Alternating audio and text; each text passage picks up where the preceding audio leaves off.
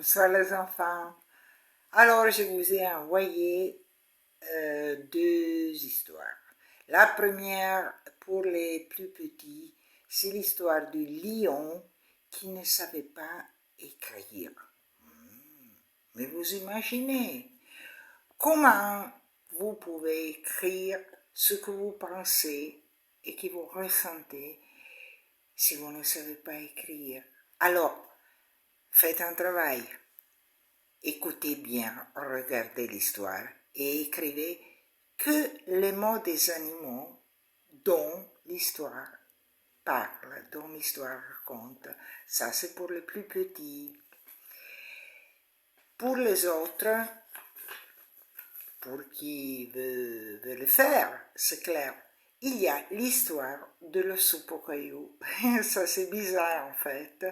C'est l'histoire d'un loup et puis vous la voyez, c'est très joli, moi je l'aime bien. Mais c'est une histoire un peu bizarre parce qu'en fait, vous vous attendiez à ce que l'histoire se déroule autrement. Et vous me disiez après, et que pensez-vous de la curiosité de la poule de cette histoire qui veut savoir ce qu'est la soupe de cailloux? Et il y a des autres situations dans cette histoire. Chacun dans cette histoire apporte quelque chose de lui. Et vous, voulez-vous apporter quelque chose dans votre situation?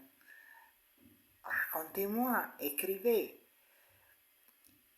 Là, vous remarquerez qu'il suffit qu'un caillou pour commencer un dîner en commun.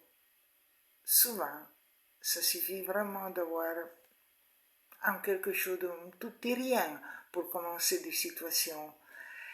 Songez bien si vous avez eu des situations pareilles et vous me racontez. Et racontez-moi aussi si vous avez pensé que vous ne pourriez pas être amis ou partager des activités avec quelqu'un qui s'est avéré après être une personne très intéressante. Bon travail et dessinez, essayez de faire quelques travaux sur cette histoire. Au revoir, bisous.